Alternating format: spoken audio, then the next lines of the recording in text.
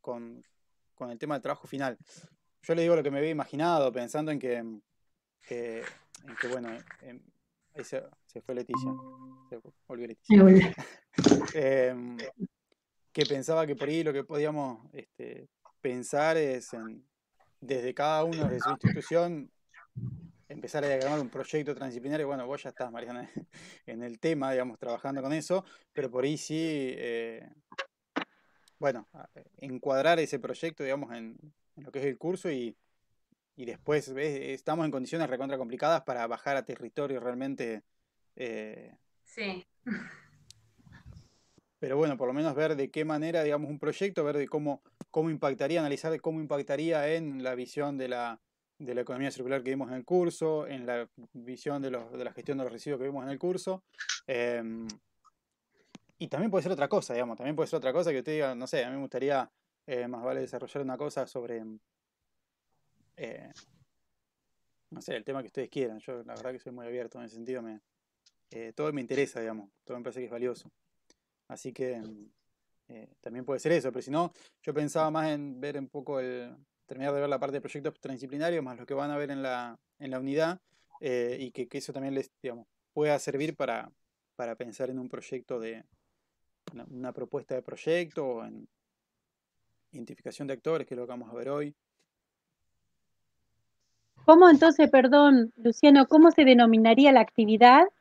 Y es el proyecto final, digamos, del curso, que es como un poco el requisito para aprobar. Desde que le pongamos un plazo y que sea, si se quiere, la diagramación de un proyecto de algún tipo. Esa era un poco la idea, pero yo le digo, estoy completamente abierto a que cambiemos la propuesta. Que teniendo en cuenta, digamos, la visión del curso de la problemática, ¿sí? Y por otro lado, la visión de la transdisciplina, digamos, que vimos un poco en la clase pasada y que vamos a ver ahora y en la unidad, en la página.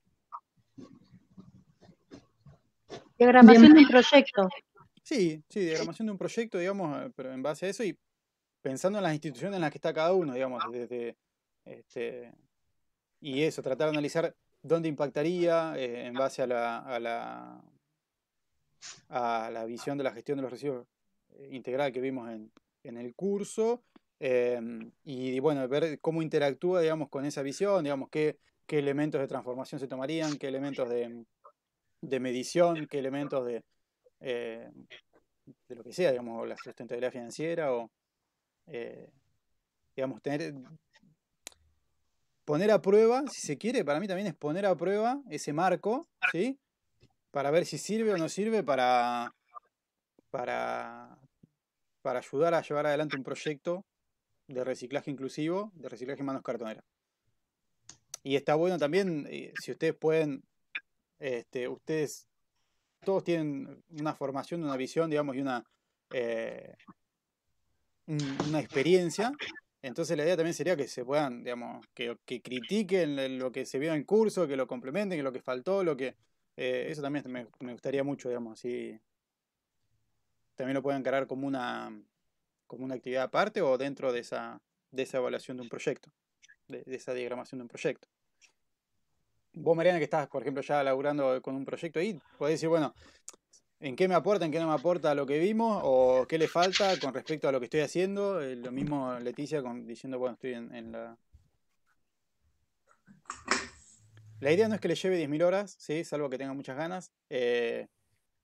Y por otro lado también podemos, digamos, que cuenten con mi tiempo para ayudar en lo que sea, digamos, a diagramar algo. Sí, por ahí yo estaba pensando que tengo esta manía de abrir 80 puertas y después no sé qué malabares hacer. Tomar como base el proyecto de este Frankenstein que tenemos del P3C, que bastantes disgustos ha traído y sigue trayendo, pero a su vez también, o sea, pensar cómo ampliarlo, transformándolo bien en un proyecto transdisciplinar, sumándolo con el proyecto de extensión y los PIP que ahora estamos trabajando, digamos, cómo integrar estos proyectos que están vinculados, como hacer una revisión en la clave de cómo lo estamos viendo, desde la perspectiva que estamos viendo, para hacer esa revisión. Eso me parece que está genial. Estructurarlo, digamos, decir, bueno, esto es lo que estaba, en base a esto se podría, trabajarlo desde ese lado. Que de paso me viene bárbaro para ver cosas que ya tengo dando vuelta en la mente, de en qué momento se empiezan a mezclar estos proyectos y empiezan a trabajar en conjunto.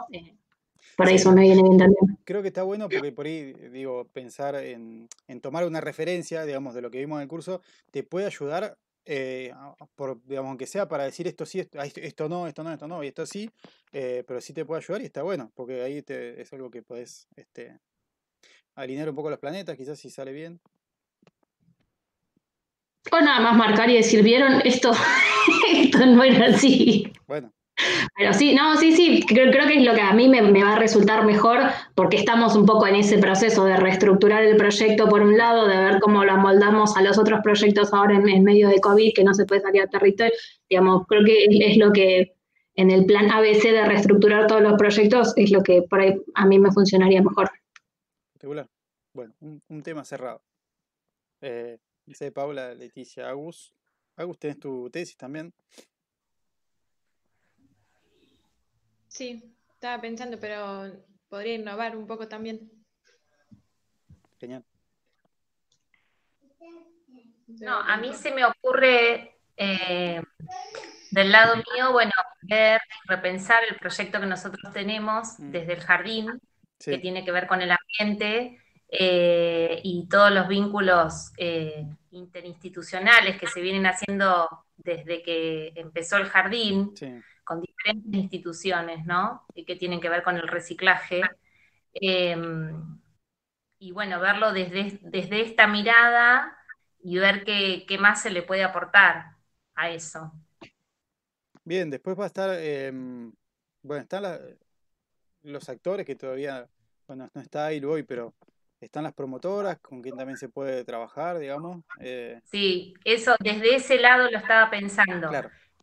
Por ahí ustedes, creo que la última vinculación o la vinculación que tuvimos con ustedes fue que llevaran el contenedor para recibir nosotros en el jardín, pero no se pudo hacer una vinculación con la gente de la cooperativa o con las promotoras ambientales, que estaría bueno, una vez que esto vuelva un poco más a la normalidad, para vincularlas también con las familias, con la comunidad, porque viste que el trabajo es muy comunitario, así que... Sí, a mí me parece también, después no sé, cosas que me pregunto con respecto a ese actor, digamos, promotoras. Yo no sé, por ejemplo, en algún momento hubo algún tema con que iban con los chicos al galpón, por ejemplo, con niños, digamos, que en realidad no se puede porque es un lugar peligroso. Peligroso.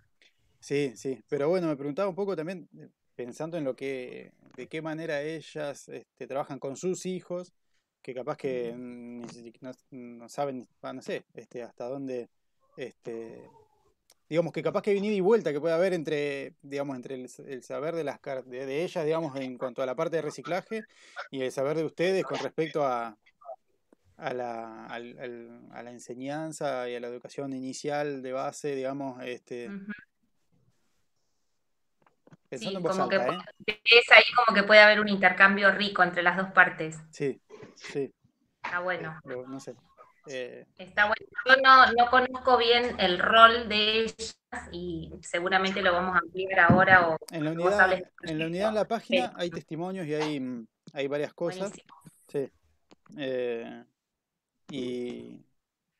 Y bueno, después es un actor cambiante, digamos, es decir que no sé, o digamos, hay que ver en qué estado está, cómo están trabajando, cuántas son y cuando haya de vuelta actividad, ¿no? Cuando se pueda llevar adelante. Pero bueno, mientras tanto, por ahí, teniendo algunas conversaciones, se podría avanzar en alguna idea, digamos, la idea del curso también hacer esos puentes.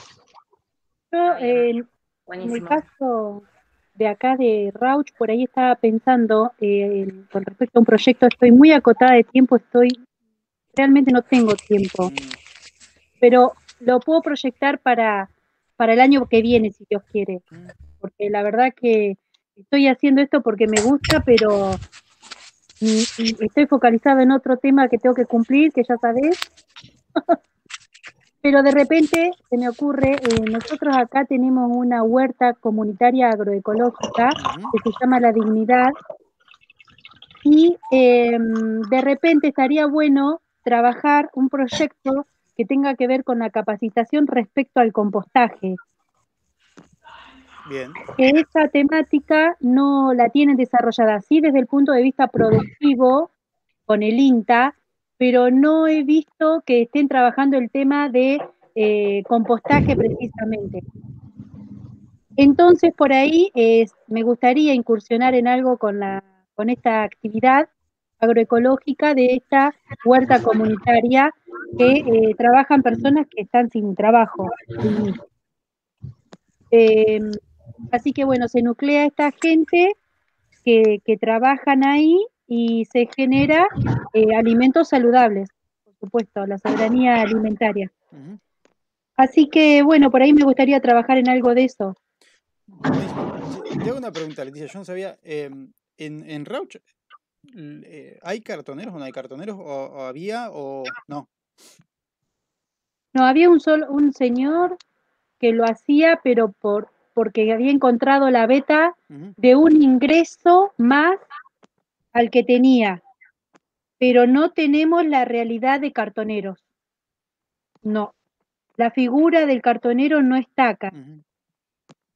No. No, pero está bueno, digamos, me gusta está interesante para ver un poco, conocer un poco más esos actores que están trabajando en esa huerta. Acá, bueno, en realidad dentro de las ramas del MTE está la rama que se llama agropecuaria no me acuerdo cómo se llama ahora. Es territorial, pero son los que producen los alimentos, digamos. Y el MTE rural se llama, la rama rural. Y bueno, acá tienen varias huertas. UTEP. Sí, la UTEP es la Unión de Trabajadores de la Economía Popular. UTEP, Rauch, MP, La Dignidad. Ah, ellos son. Ah, espectacular. Está bien, sí, son trabajadores de la Economía Popular. Sí, está buenísimo el proyecto entonces. Sí, genial. Entra de lleno entonces. Sí. A mí me gustaría trabajar con eso porque de hecho también he hecho una formación en agroecología, pero por tema tiempo realmente no he podido incursionar. O sea, tengo toda la parte teórica y una pequeña huerta que desarrollamos siempre en la casa. Sí. Pero esa es otra escala. No, claro. Acá, vos sabés que es algo que siempre trabajamos ya en un proyecto de compostaje justamente con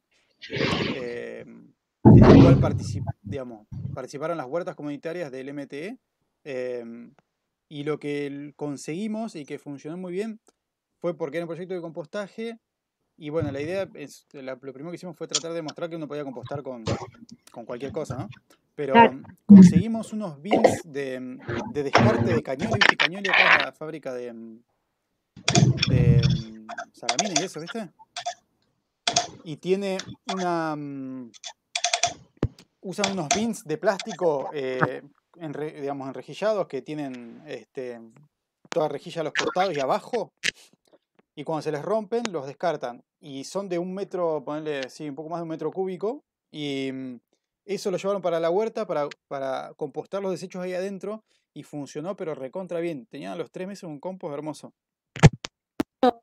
Porque justo cuando vos dijiste de dónde sacaban este material, yo no escuchaba bien, no oía, puse los auriculares. ¿Me podrías repetir el material ese? Acá la fábrica Cañoli, ¿viste? Que hace los salamines.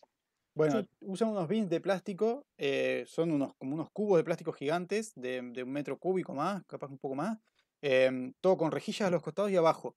Cuando se les rompe una pata o se les rompe abajo, lo descartan, nosotros lo recuperamos y lo llevamos hay un par en el barrio de Graduados, acá en Tandil, que lo usan para hacer el compostaje, y después a las huertas.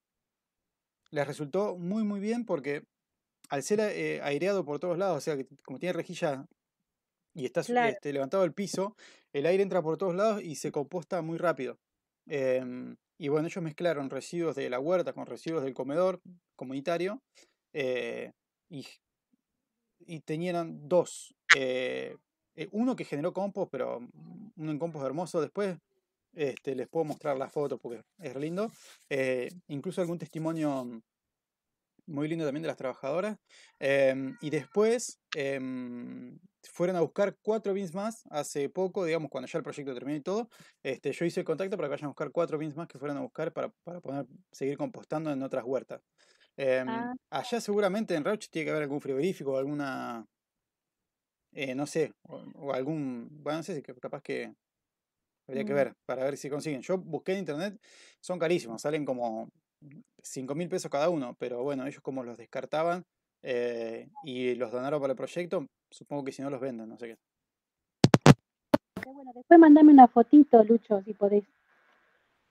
Les voy a compartir ahora porque es un proyecto que a veces me olvido de presentarlo. No fue hace tanto, salió sin financiamiento como proyecto PIE orientado. Y está el informe. Mientras te hago una pregunta. Sí. Cuando sale, por ejemplo, así que salió, no sé si a fin de año del año pasado o algo así, inscripción para proyectos de extensión, Sí. que cada uno lo presentaba o había temáticas, ¿eso se vuelve a hacer? ¿Se volverá a hacer? Los proyectos de extensión lo estaban llamando cada 2 años, porque había poco financiamiento. Yo supongo que eso, digamos, con el cambio de gobierno va a volver a ser como antes, es decir, que va a haber más financiamiento, pero la verdad que no lo sé bien. Estoy buscando el informe final, todo acá.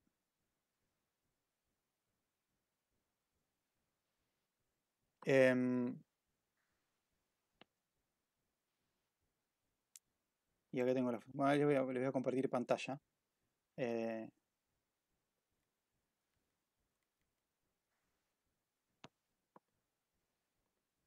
Para que veas bien cuáles son. Y eso es algo que incluso se puede, digamos, usar en cualquier institución que tenga un patio. Lo cierto es que para compostar está genial. En el barrio Graduado fueron 10 familias las que arrancaron a llevar todos los residuos y dio re buenos resultados. Este es el proyecto, habíamos hecho un logo, compostar, fertilizar, alimentar se llamaba. Esto que ven acá, el que está, esos son distintos modelos en los cuales se podía compostar, y este es el bin que yo te decía. Claro. ¿Sí? Ves que es todo enrejado y abajo también. Y lo que hicimos fue conseguir una donación de bolsas biodegradables, compostables, sobre todo para la experiencia del barrio, considerando que para mucha gente, digamos, que está acostumbrada a meter los residuos en una bolsa, a veces compostar, ponerlos en un tarro, les resulta desagradable o bueno. ¿Y esas dónde las consiguieron, en Tandil, Lucho? No, me contacté con la fábrica que importa la materia prima. A ver, es materia prima, bioplástico importado, la materia prima de Europa, con lo cual. De Italia, en un primer momento. Y puede ser, pero digamos que después se fabrican acá, digamos, ve que dice mano de obra argentina, qué sé yo, pero bueno, la materia prima es de afuera.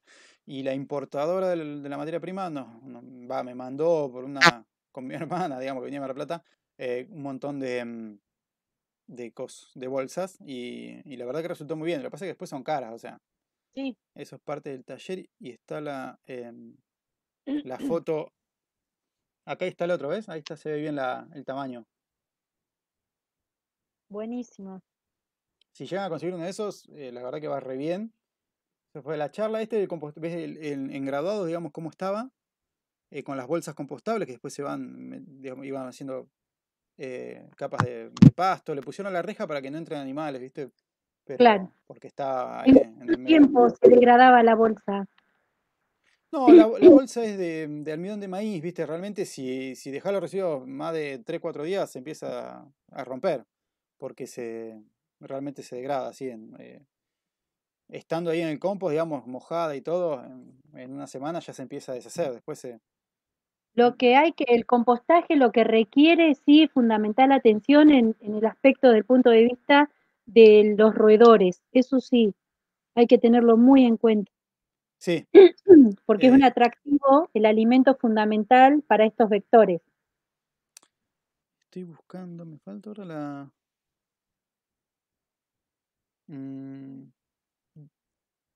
Esperemos un cachito, ¿eh? Bueno, si no... Después te busco y te muestro la... A ver. Son todas las imágenes que busqué para el informe. Bueno, porque lo que habíamos logrado también era una huerta. A ver. No, bueno, no importa. Había hecho una infografía, se llama. Bueno, ya que estamos, puedo seguir con la presentación de hoy, si quieren, así no nos extendemos demasiado. Pero después, Leticia, yo te voy a pasar eso, ¿sí? Dale, buenísimo. Gracias. No. Bueno, siguiendo con la parte de los proyectos transdisciplinarios, ¿se acuerdan que habíamos visto un diagrama, ¿sí? Que resumía un poco en qué consistían de acuerdo a ciertos autores, ¿sí? Yo después en la unidad les pasé distintas definiciones, digamos, de los proyectos transdisciplinarios, pero en general, para modo de repaso también, digamos que hay 3 fases, ¿sí? En los proyectos transdisciplinarios. La primera, que era encuadre el problema, ¿se acuerdan? La idea de poder definir, digamos, y encuadrar el problema entre los actores, digamos, tanto científicos como del ámbito privado, público, digamos, o de los actores que están involucrados. La fase 2 de investigación conjunta, y la fase tercera, digamos, de ver de manera conjunta, digamos, pero de qué manera se puede mejorar el impacto tanto en la ciencia como en la sociedad. En cuanto al encuadre del problema, decíamos, la idea es poder definir de manera conjunta los objetivos. Yo les contaba que incluso en nuestro proyecto, digamos, no había sucedido así, digamos, no del todo, pues sí trabajábamos con Dani, que de alguna manera representaba a la cooperativa, pero no con los compañeros de base, digamos, pero sí, bueno, buscar conjuntamente definir los objetivos y ver cuál es el problema, digamos, y cuáles van a ser los procesos de investigación. Ahí, como decíamos, el entendimiento conjunto del problema, a veces ni siquiera entre el mismo equipo de investigación hay una visión compartida de cuál es el problema que se está estudiando. Y eso pasa seguido, ¿sí? O no solamente cuál es el problema, sino cuáles son los actores que se tienen que involucrar, o cómo se debería delimitar, digamos, el contexto de estudio, ¿no? Pero la idea acá es entonces trabajarlo con los actores que, decíamos, ¿no? La transdisciplina busca resolver problemáticas concretas de actores específicos, ¿sí? La idea es trabajar con esos actores específicos para definir esto, ¿sí? Una vez que pasamos del encuadre del problema, la idea es pasar a la fase de investigación conjunta, la parte de la coproducción de conocimientos, ¿sí? Decíamos que uno de los desafíos es la integración de conocimientos e intereses, y ahí, digamos, la idea es poder conocer de cada autor, tener en claro cuáles son sus intereses a lo largo de todo el proyecto, porque eso va a ser fundamental pensando en lograr realmente un impacto, ¿no? Y en todo caso, lograr que se cumplan los objetivos del proyecto. La idea es poder tener un grupo digamos, del lado de la academia, gente con distintos tipos de conocimientos, distintos conocimientos específicos, o sea, desde distintas disciplinas. Y después tratar de estructurar el trabajo con los actores, con todos los actores, ¿no? Esa parte por ahí parece simple, pero no es tan simple, ¿no? No sé, de acuerdo a mi experiencia, de tener una manera estructurada de trabajar, sobre todo cuando el contexto es cambiante y muy cambiante, ¿sí? Sobre todo, no sé, en momentos de crisis, ni que hablar ahora, pero digamos, incluso antes, cuando hubo tantas situaciones difíciles para los trabajadores, bueno, muy difícil, pero bueno, esa es la idea. Bueno, la idea de poder generar conocimiento conjuntamente. Veíamos algunos ejemplos la vez pasada, pero fundamental, digamos, esa coproducción. Yo les conté el ejemplo del carro, digamos, y era un ejemplo. Después, no me acuerdo si les conté que hay un diseñador de Bahía Blanca que, bueno, diseñó un carro y salió una nota, digamos, después de eso en Córdoba, de un cartonero que decía que no podía creer la plata que se había gastado en hacer ese carro que no servía para nada, digamos, ¿no? Así que, bueno, un contraejemplo en ese sentido, más allá que el nuestro no se llevó adelante, ¿sí? Y bueno, y ver, como decíamos, un proceso iterativo. Muchas veces empezamos a ver qué se puede hacer y qué no se puede hacer, y después replanteamos el objetivo del proyecto, sobre todo, como decíamos, en los contextos cambiantes, y después ver de qué manera la etapa más de ver, bueno, de qué manera los resultados que logramos obtener pueden servir o deben irse, digamos, ir más allá para realmente transformar la realidad. Bueno, ahí fundamental la evaluación conjunta del impacto del proyecto. Eso muchas veces lo que decíamos que falta muchísimo, es una parte difícil. Decir, bueno, el proyecto de extensión de puntos azules.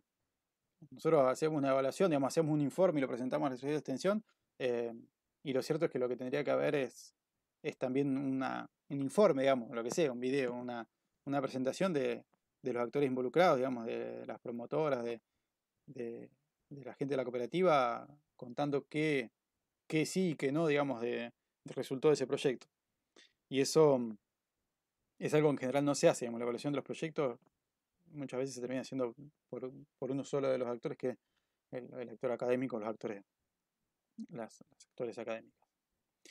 Bueno, después algo que quería avanzar un poquito más era en la parte de identificación de actores, ¿sí? Bueno, esto es la conclusión de lo anterior, ¿no?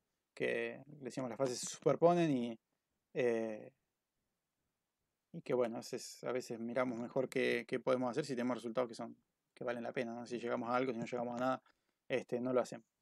Bueno, ¿cuáles son los pasos para identificar los actores? Eso a veces se hace intuitivamente y no sistemáticamente. La idea es que se pueda hacer de manera sistemática, siguiendo un mínimo procedimiento. Y esto me parece que es interesante. Digamos, primero hacer una definición amplia. Muchas veces las primeras definiciones de actores son muy, muy restringidas. Tendemos a ver uno o dos actores y nada más. Pero a medida que uno va pensando realmente en la problemática que quiere abordar, sobre todo cuando se trata de problemáticas complejas, digamos, cuanto más ambicioso se quiere ser el proyecto, más actores uno podría incluir. Ese es parte de un ejercicio que hicimos en un encuentro que hicimos de gestión de residuos con decidores, digamos, con gente de distintos municipios de la provincia, y uno de los ejercicios era identificar actores, y es interesante, ¿no? Pero las preguntas que uno debería hacerse entonces son las que vemos acá. Por ejemplo, ¿quién tiene poder de decisión? ¿Sí? Porque es alguien que tenemos que tener en cuenta para incluirlo en el proyecto, y ahora vamos a ver con qué actitud. ¿Quién es capaz de actuar? Digamos, ¿quién tiene capacidad de hacer algo para el proyecto? ¿Y quién necesita hacer algo para el proyecto? ¿Quién tiene el poder de cambiar, elaborar reglamentos y políticas? Depende de qué tipo de proyecto. Si es un proyecto que está, por ejemplo, en el marco de la universidad, bueno, habría que ver quién tiene el poder para poner, instaurar reglamentos en ese ámbito. Si no es a nivel de la ciudad, bueno, quién es a nivel de la ciudad. ¿Quién tiene conocimientos y experiencia importantes? Es decir, ¿quién puede aportar conocimientos de un tipo o de otro para el objetivo del proyecto? ¿Quién debe considerar los resultados? ¿Quién va a evaluar los resultados del proyecto? ¿Quién debe conocer el proyecto? O sea, ¿a quién yo tengo que mantener informado de lo que estoy haciendo? Y después, ¿quién se ve afectado? Que puede ser intencionalmente o no intencionalmente. Es decir, yo puedo tener un proyecto por ejemplo, no sé, de agregado de valor del plástico, ¿sí? Con un sector, digamos, industrial. Mariana, estoy pensando en eso. ¿Y quién se puede ver afectado? Bueno, los cartoneros, ¿no? Por ejemplo. Y que capaz que no es la intención del proyecto afectar al trabajo de ellos, pero sí ocurre, y lo mismo en realidad puede pasar con muchos proyectos, y esa pregunta para incluir. Después, ¿quién puede afectar al proyecto? Pero en el sentido, ¿quién puede influenciar en el desarrollo del proyecto? En ese sentido es otra de las cosas. Y después lo que podemos hacer es clasificar los actores, ¿sí? Categorizarlos. Bueno, ¿cuáles son las funciones de interés principales de un agente o grupo específico en relación al ámbito de interés? ¿Cuál es su escala de influencia?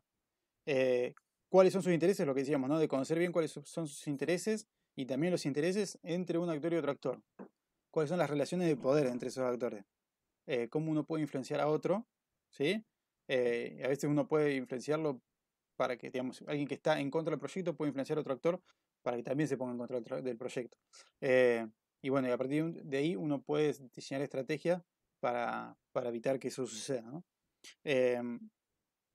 Y finalmente uno puede definir, digamos, categorizar, esta matriz capaz que la vieron en algún lado, ¿no? Pero es poder clasificar entonces los actores en base al poder que tienen de influenciar al proyecto, o de influenciar para que el proyecto sea un éxito, digamos, o logre sus objetivos, y con respecto al interés que tienen en el proyecto. Entonces, uno puede definir estrategias a partir de haber clasificado de esa manera, ¿sí? Uno puede decir, bueno, para el que tiene alto poder y bajo interés, bueno, la estrategia va a ser tratar de involucrarlo, ¿sí? Mientras voy, sobre todo cuando estamos encuadrando el problema y tratando de definir un proyecto. Al que tiene bajo poder y bajo interés, bueno, seguir, ver qué pasa, si estoy seguro de que no sea, digamos, de que no tenga un poder que yo no pensaba que tenía, ¿sí? O que tenga, de repente se puede interesar por algo que no sabíamos, ¿sí? Monitorear. Al que tiene alto interés y alto poder, bueno, comprometerlo con la causa, digamos, ¿sí? Con el objetivo del proyecto, ¿sí? Tratar de comprometerlo. Y al que tiene bajo poder y alto interés, bueno, tratar de empoderarlo, ¿sí? Si yo justamente es un aliado, si se quiere, pero es alguien que bueno, está de acuerdo con el objetivo del proyecto, alguien que está interesado en que el proyecto se lleve adelante, pero bueno, que no tiene mucho poder, bueno, vemos cómo hacemos para que lo tenga, ¿sí? Y a la vez lo mantenemos informado, para que se siga sintiendo parte. Como estas hay muchas herramientas, y otra cosa que se puede hacer es mapear las relaciones entre los actores, sobre todo cuando son proyectos muy complejos, o con muchos actores, como decíamos, para tratar de entender cuáles son los intereses de cada actor y cuáles son las relaciones de poder entre ellos, y básicamente cómo se llevan, ¿sí? Y bueno, y a partir de ahí definir estrategias pensando en que queremos llevar adelante proyectos que buscan transformar la realidad y se necesita, digamos, involucrar a muchos actores, a veces de los cuales no los tenemos en cuenta. Hoy básicamente era completar esa parte, ¿sí? Después en la unidad les voy a dejar otras informaciones relacionadas a esto. Y después, bueno, alguna lectura, como en las otras unidades, ¿sí? Y el ejemplo, digamos, de los proyectos de acá de promotoras y de puntos azules. Después, bueno, hay mucho para innovar en todos estos temas. Y cada lugar tiene su problemática y cada proyecto tiene su escala, sus temas, ¿no?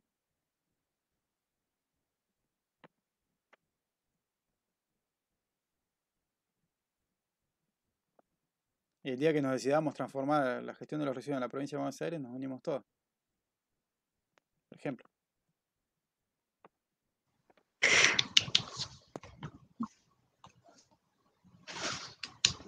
Por ahí, con respecto al tema de concientización, es como lo que planteabas. Hay que repensar una nueva estrategia ante esta situación de COVID, cómo llevar a cabo la concientización a través de qué medios de comunicación, para llegar a cada vecino, ¿verdad? porque hay que repensar la forma de comunicación. Porque una cosa era antes que se podía hacer el casa a casa, el domicilio a domicilio. Pero ahora hay que repensar eso. Sí, yo creo igual que incluso antes, ya hace un tiempo que es más complejo, digamos, que eso. Digamos, para mí ahí los pasos son segmentar la sociedad, segmentar los grupos de interés, porque digamos, lo que sucede en la casa es que en general está la persona que está en la casa cuando vas a tocar timbre, la que atiende, que muchas veces es la mujer que está en la casa en general trabajando y que va a atender. Después tenés los chicos o el marido que está poco, digamos, o que, digamos, lamentablemente es lo que pasa mucho, pero todos generan residuos en la casa. Si no, después, a veces la comunicación apunta al que responde a la puerta, pero los jóvenes sería mucho mejor diseñar una estrategia, no sé, haciendo un video de TikTok, no tengo ni idea, no es mi tema, pero estoy seguro de que hay que segmentar el público y diseñar estrategias adaptadas, el mismo mensaje, pero por distintos canales y por distintas... Es como decir, bueno, se hace propaganda en la radio. Y bueno, la radio sí, es un buen medio, pero capaz que para un segmento de edad entre los, no sé, 45 y los... Sí, la radio la escucha por ahí un poquito de edad, como vos decís. Sí, incluso... Claro, tenés que ver qué estrategia con cada medio, sí. No Sí, llega también la radio, qué radio, por dónde, digamos. Sí. Nosotros en el trabajo en Frankenstein,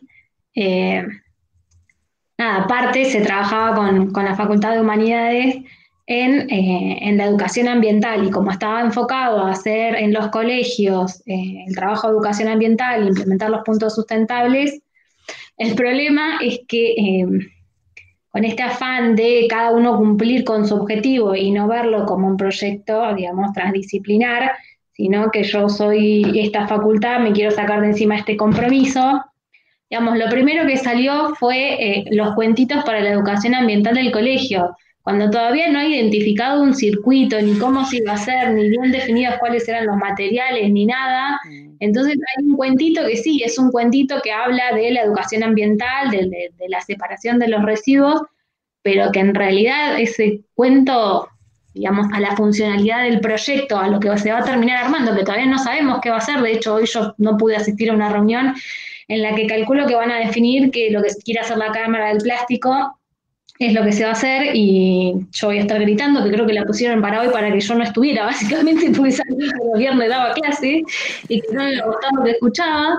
Pero bueno, nada, nos empieza a pasar eso, que la comunicación salió primero a un proyecto que no estaba definido, que no estaba claro, que no... Entonces, ¿qué estás comunicando? ¿Para qué estás haciendo ese esfuerzo? Armaron un cuento, los chicos de diseño le hicieron la ilustración, digamos, está lindo, pero a la funcionalidad, que era lo que queríamos, que se trabajara sobre lo que se termine definiendo como la logística de un circuito, que si logramos la pelea va a poner a los recuperadores en un lugar más privilegiado dentro del circuito y demás. Olvídate, el cuento ya está, estuvo antes, no sé, estuvo para mayo y todavía no terminamos de definir quiénes son los actores relevantes del proyecto. Entonces es como, sí, va, nada, yo siempre hago catarsis, perdón. Lo mismo, catarsis plena. Está bien. Hay que amar a sus monstruos. Te digo, tenés que amar a ese Frankenstein para que no sea malo. No, yo le pongo, me río de que me pusieron en la reunión el único día que sabían que no podía estar, y dije, bueno, la graban, por favor, porque quiero escuchar exactamente quién dijo qué. Sí, no te hagas problema, la grabamos. Pero bueno, nada. Sí. Bueno,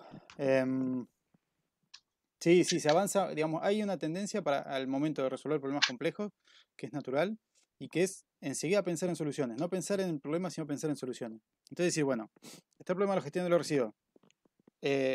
Tenemos que hacer una capacitación.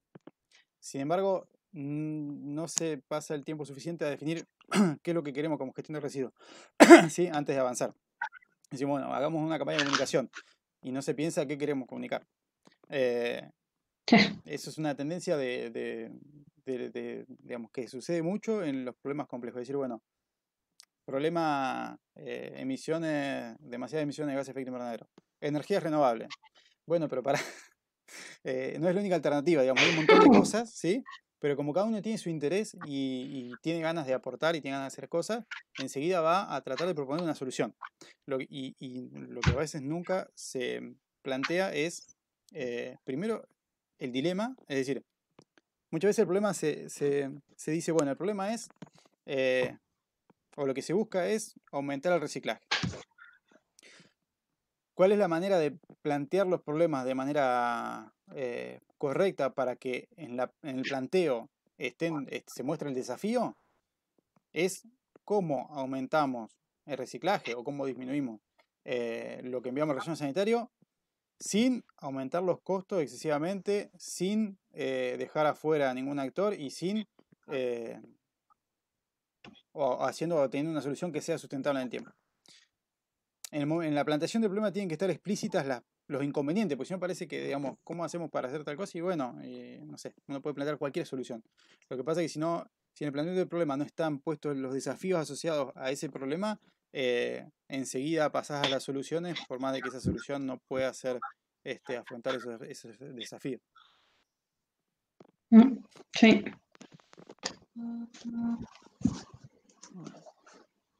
Hay un libro que está muy bueno, pero que nunca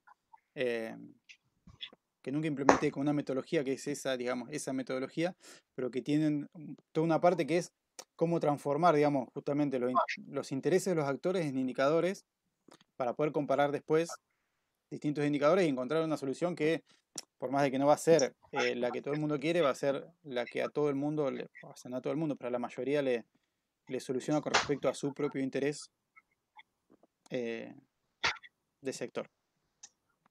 No, mira. Después te lo paso. ¿Y qué tan complejos son esos indicadores? No, depende del problema, pero es como, digamos, yo lo pensé para Tandil, ¿no? En su momento, pero decís, tenías los actores, ¿no? Tenés el taller protegido. ¿Cuál es el objetivo del taller protegido? ¿Es reciclar plástico? No. El taller protegido lo que busca es dinero para financiar sus actividades, ¿sí? Pero pensar en eso es lo que te permite después, vos, en una solución que capaz que no los incluye, pero sin embargo les da plata para funcionar, ¿sí? Puede ser que sea una solución que les convenga. Después, ¿cuál es el objetivo, cuál es el interés del municipio de Tandil? Y mantener los costos bajos. Por ejemplo, ¿no? Puede ser vanagloriarse de todo lo que hacen. Bueno, quizás una solución que permite decir, che, que viene el municipio de Tandil, va a ser una solución que va a querer adoptar. No una solución en la que no puede sacar rédito político, ¿no? Por ejemplo. Entonces, uno a veces puede transponer eso, traspasar eso a indicadores concretos. Es decir, bueno, pesos por tonelada, por ejemplo, ¿no? O pesos por tonelada reciclada o pesos por tonelada dispuesta o lo que sea, digamos, pero tener una batería de indicadores que permita después comparar las alternativas que van a surgir, que la idea es que haya más de una alternativa, digamos, para evaluar. Y la otra que es interesante, que decía esa metodología, es que la no acción tiene que ser una posibilidad. Es decir, vos decís, bueno, tenemos este problema, ¿no? Vamos a evaluar alternativas y una de las alternativas va a ser dejar todo como está. Que puede ser algo que tranquiliza a mucha gente, decir, bueno, pero también a los que no quieren cambiar nada, que son un montón. Sí, o que el posible cambio termine perjudicando a más actores y beneficia a dos y el resto los deja en peores condiciones. Tal cual. Si la propuesta desfavorece a la mayor cantidad, el no hacer nada termina siendo la mejor opción. Exactamente, que eso sea explícito muchas veces te permite incorporar actores que de otra manera no participarían. Sí. Pero bueno, este tipo de problemas que, digamos, en la literatura así se llaman los problemas complejos persistentes, en la literatura que yo leo de transiciones, se repiten en cualquier problema de este tipo, digamos, puede ser gestión de residuos, puede ser gestión de recursos hídricos, puede ser transporte en una ciudad. En general, son cosas que nos pasan a cualquiera que estamos trabajando en estos temas. Y bueno, recuperar experiencias, aunque sea de otro sector, digamos, sector energía, sector lo que sea, puede ayudar también a a pensar de qué manera lograr transformaciones, cuando en una escala de una ciudad es obviamente mucho más complejo. Sí, el tema también me parece de inculcar desde de primer nivel, ¿no es cierto?, de educación, bueno, la educación propiamente dicha, ¿no? Pero el tema de la responsabilidad ciudadana. Yo veo que en primario mi nena está en segundo grado, tiene 7 añitos. Y han visto este año con toda esta situación, bueno, todo el tema del uso del agua, de la planta de tratamiento de efluentes, cloacales, el tanque. Entonces vos decís, bueno, hay que empezar, pero el tema de la responsabilidad ciudadana a todo nivel, no solamente a nivel de los residuos, sino en todos los temas que acontecen a vivir en una ciudad, ¿verdad? En una sociedad. Sí, yo estoy convencido que la universidad tiene que formar ciudadanos, digamos, aparte de formar profesionales, es fundamental Tal formar cual. ciudadanos. Por eso la idea, el enfoque de la extensión busca transformar la universidad pensando en eso, ¿no? Que estamos formando ciudadanos. El tema de responsabilidad ciudadana es fundamental en cualquier tema, desde el problema de los perros sueltos en la calle, en la vía pública, con todo lo que acarrea, es responsabilidad ciudadana, aparte del Estado. La generación de residuos es responsabilidad ciudadana, o sea, de cada uno de nosotros. La educación cuando uno va a un parque, a un paseo con los chicos y uno como adulto, desde que manejás, el tránsito es responsabilidad ciudadana. Y así, lo que querramos, ¿no? Pero tiene que ver con eso, con una educación. Sí, creo que... ¿Te parece a mí? Sí. Pero creo que hay que complementar con todos los niveles. Yo, digamos, creo que es importantísimo trabajar con los niños, con las niñas, pero a mí yo, digamos, siempre termino pensando, o es algo que siempre pienso, ¿no? Que los chicos están para jugar. O sea, los chicos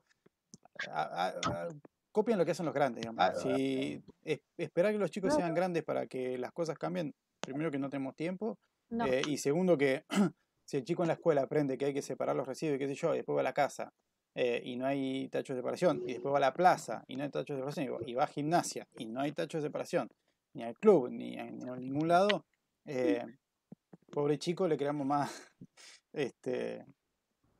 no, digo que no tiene que caer la responsabilidad en ellos, sobre todo que son chicos justamente. No.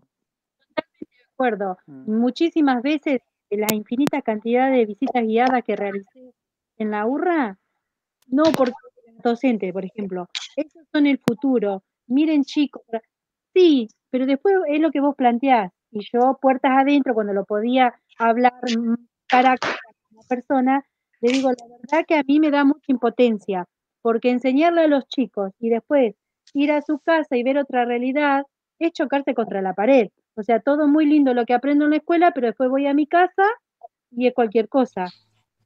Sí, pero no solamente en la casa, porque supongamos que es la casa y el chico es el motor de cambio, que llega y lo mira el papá con cara de qué vergüenza que me estás dando, que no estás separando. Pero sale a la calle y si hay tachos y si hay otro sistema, no es, o sea, no solamente es la escuela o la educación que te dieron en la escuela. Si estamos contando que el chico va a reeducar en la casa, que de hecho a muchos padres, amigos, y les pasa que aprenden algo, llegan a la escuela y los escucho a papá, eso dijeron principalmente las escuelas que aplican la ESI, no sabes la cantidad de chicos corrigiendo a mis amigos que hay adentro de las casas. Digamos, como funcionan como ese motor de cambio, lo que pasa es que si no va acompañado con algo más, es obvio que no, que en algún momento se frustran los chicos y... Bueno, pero tal cual, pero es, por ejemplo, también como el tránsito, le enseñan el tránsito, pero vos llevás docentes, te estoy hablando de docentes, ir en contramano en bicicleta, con el chico en bicicleta en contramano, ¿a vos te parece que es? Y estoy hablando de algunos docentes. Entonces, va todo acompañado, me parece a mí. Sí, por supuesto. Sí, que me parece que tienen que ver con la responsabilidad individual. No podés recargar todo en la educación de los chicos, o como decía Lucho, recargarlo todo ahí. No, creo que tiene que ser una educación de todos los... De todos, del adulto principalmente. Exacto. Sí, para mí. Y por ahí, si no está acompañado de políticas públicas en esa línea, es muy difícil. Exacto. Totalmente, totalmente. Por eso tiene que ser integral. Sin duda. Integral. Me parece que en estas cuestiones como que apostamos al cambio a partir de lo individual, y entonces es muy difícil. No, por supuesto, con el individual no se avanza bajo ninguna circunstancia. Agota, Claro. frustra mucho. Claro, exacto. Sí. Tal cual, tal cual. Bueno, si quieren, ahora... Pero bueno, ese es el desafío. Sí. Sí. Es un desafío continuo. Pero bueno, espero que haya alguna herramienta más después del curso por lo menos para ampliar una visión de la problemática, digamos, y después trabajaremos en conjunto para cuando desarrollen los proyectos, digamos. Cuenten conmigo para a medida que tengan una idea, digamos, la podemos ir trabajando y después en la página podemos usarla también como para intercambiar y después podemos hacer otros encuentros, obviamente. Si quieren puedo profundizar después en algún tema, si quieren, de la transdisciplina, de la mapeo de actores o algo así. Bueno, dale. Después incluyo por ahí, Lucho, que nos hagas un punteo de qué cosas tienen que aparecer en el proyecto, digamos, cuáles son las partes que vos considerás para... Eso iba a decir, un punteo de las consignas del trabajo final. Buenísimo. ¿Sí? Bien. Bueno. Sí. Bueno. Seguimos en contacto. Buen fin de... Que no se corte. Gracias. Gracias. Igualmente, un abrazo. Nos vemos. Adiós.